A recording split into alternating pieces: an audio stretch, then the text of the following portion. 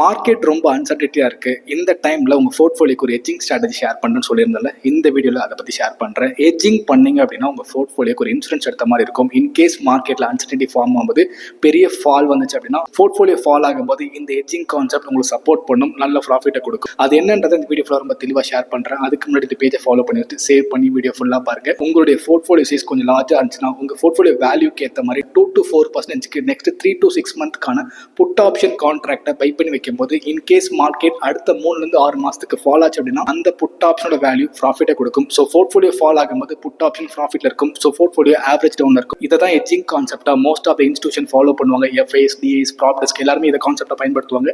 In case உங்க portfolio size ஸ்மாலா இருக்குன்னா defensive செக்டார்ல focus பண்ணி இன்வெஸ்ட் பண்ணுங்க. டிஃபென்சிவ் செக்டார்னு சொல்லப்படுற FMCG, pharma and defence sector இது எல்லாமே வார் அன்சர்டினிட்டி ஆர் மார்க்கெட்ல ஏதாவது கெலாமிட்டிக்ஸ் ஃபார்ம் ஆச்சு அப்படின்னா இந்த செக்டார்லாம் பிக் ஃபால் கொடுக்காது, மார்க்கெட்டை ஆவரேஜ் டவுன் பண்ணும். இதை தான் டிஃபென்சிவ் செக்டார்னு சொல்லுவாங்க. புட் ஆப்ஷன் பை பண்றது டெரிவேட்டிவ் கான்செப்ட். அதை பத்தி பேசணும் அப்படின்னா ரொம்ப பெரிய வீடியோ தேவைப்படும். ஸோ சிம்பிளா உங்களுக்கு புரியுற மாதிரி புட் ஆப்ஷன் பைன்ற ஷேர் பண்ணிருக்கேன். I am not a SEBI registered investment advisor. I am the person of SEBI certified equity derivative analyst. Big institution high வேல்யூல போர்ட்ஃபோலியோ ஹோல்ட் பண்ணுவாங்க. அவங்க most of the time market அன்சர்டினிட்டியா இருக்கும்போது put option பைங்கிறது தான் அதிகமாக focus பண்ணுவாங்க. இதுதான் தெரியப்பட்டுன்றதை எப்பயும் சொல்ற மாதிரி தான் இன்வெஸ்டிங் ரொம்ப ஈஸியாக புரிஞ்சு பண்ணும்போது